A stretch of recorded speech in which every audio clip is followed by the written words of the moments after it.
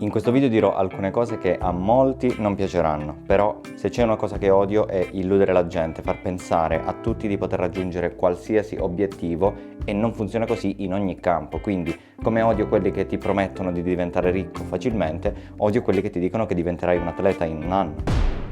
I social ci hanno riempiti di storie di super atleti che già in un anno facevano planche. Certo, magari con una tecnica discutibile, ma si erano portati a casa la skill, si può dire. Io stesso non ho avuto grandi difficoltà in planche e nonostante io l'abbia allenata senza il minimo stralcio di programmazione, senza la benché minima progressione lineare, un anno dopo aver iniziato ero alla shred, con annessi push-up e avevo anche qualche accenno di full, nonostante io non abbia le caratteristiche perfette per la planche. Godo comunque di una buona genetica muscolare e tendinea soprattutto, perché nonostante mi allenassi totalmente a caso, con movimenti che andrebbero evitati, movimenti che erano parecchio oltre il mio livello, sono comunque riuscito a migliorare e soprattutto senza farmi male. Perché ho detto di non avere le caratteristiche strutturali adatte per la planche? Perché non ho quel fisico slanciato tipico di quelli forti in planche, quindi con l'upper body molto grosso rispetto ad una parte bassa molto sottile e leggera, soprattutto a livello dei polpacci. Non che io abbia delle gambe mastodontiche, ma non ho la fortuna atletica di avere questa sproporzione. Poi ho anche le braccia corte rispetto alla lunghezza necessaria per essere forti in questa skill. La planche, essendo una leva, questo un po' preso con le pinze, perché nel corpo umano non esiste la leva identica alla leva che vediamo col fulcro, braccio della forza, braccio della resistenza, poiché non c'è un solo punto in cui viene applicata la forza, ma ad esempio se pensate ad una planche, la forza viene applicata in più punti, partiamo dal polso, andiamo al gomito, al bicipite, il deltoide, lavorano tanti muscoli, il core, le gambe, i glutei, è un po' una componente di forze messe insieme, non è facile stabilire che tipo di leva sia, diciamo in linea di principio sì, però poi nello specifico decisamente no. Possiamo dire che ci sono più forze che vanno a lavorare insieme per sviluppare questa potenza che ci permette di mantenere l'isometria. Sappiamo bene però che la leva diventa più svantaggiosa ad aumentare della lunghezza del braccio della resistenza e ad accorciarsi del braccio della potenza. Un altro fattore molto importante è sia il peso ma soprattutto la ripartizione del peso, che influisce in questo contesto più delle leve. In poche parole, siete alti, questo non va benissimo per la planche, però diciamo non è il male peggiore, perché nel caso in cui voi foste pesanti e soprattutto con delle gambe pesanti, allora lì avremmo un problema. Puoi essere alto 1,80 m però avere il baricentro spostato in alto, quindi con la parte alta del corpo molto grossa e le gambe molto sottili, e riuscire a fare planche. Oppure essere molto più basso, anche 1,60 m, però avere delle gambe molto grosse e pesanti e non riuscire quindi a fare planche. Alla luce di ciò possiamo affermare che peso e ripartizione del peso vanno ad influire in maniera determinante sulla planche, cosa che invece non avviene con l'altezza, a meno che non siate alti 2,40 m, lì. Discorso a parte sono poi le braccia corte. Quelle influiscono in maniera esponenziale sulla riuscita di questo esercizio. Difatti, ad esempio, un canguro avrebbe parecchie difficoltà in planche.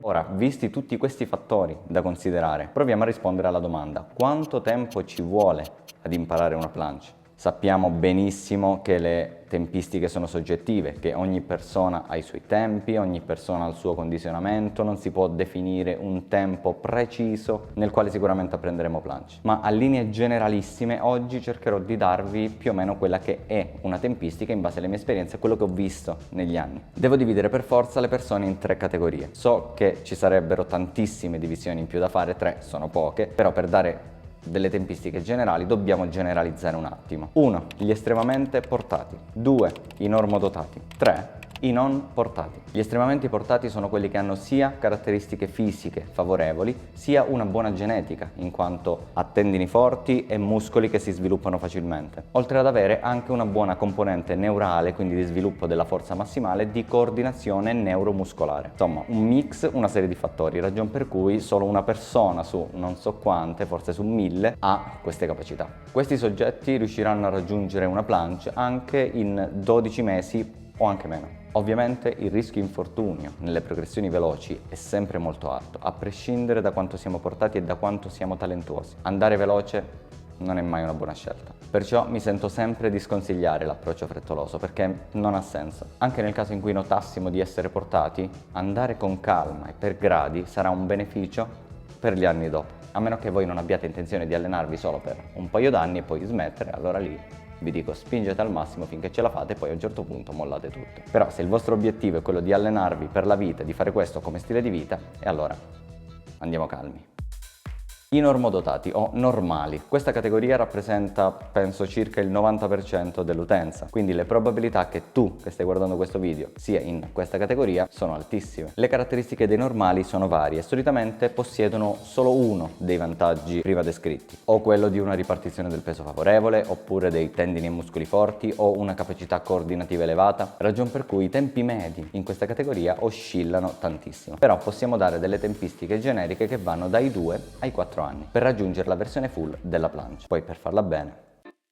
I non portati. Per fortuna sono poche le persone in questa condizione, però può capitare. È una situazione dettata da una genetica sfavorevole, però poi accentuata da uno stile di vita sedentario e magari da una vita intera passata senza aver mai praticato sport. Soprattutto da giovani, perché, vi ricordo, è molto importante praticare sport in giovane età. Non è vero che vi blocca la crescita, che gli sport di forza non vi fanno crescere, voi crescerete sempre in base alla vostra genetica, non è che se non vi allenate diventate più alti. Se nella vostra genetica c'è scritto che arrivate a 1,60 m, potete fare quello che volete, arriverete a 1,60 m. Quindi eliminiamo questo luogo comune, potete fare qualsiasi sport fin da bambini. In questa categoria avremo soggetti in sovrappeso o con una massa muscolare non molto elevata, con una struttura esile, spesso accentuata da anni e anni di inattività e di vita sedentaria e magari da stili di vita scorretti. Questa categoria potrebbe anche riuscire ad arrivare alla plancia, non in tutti i casi, però dopo 4 o 5 anni di allenamento. Purtroppo devo dire che in alcuni casi